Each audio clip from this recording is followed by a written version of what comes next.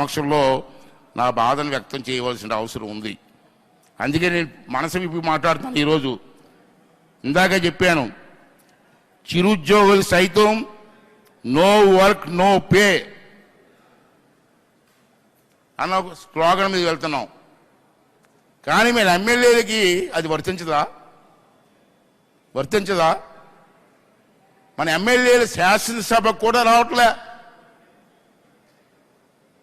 ప్రజలు ఎన్నుకొని మా సమస్యలు పరిష్కారం చేయండి మహాప్రభు అని చెప్పి మనకు ఓట్లేస్తే అసెంబ్లీకి రారా? ఎక్కడో బయట మాట్లాడే బదులు అసెంబ్లీలో మీరు మాట్లాడవచ్చు కదా.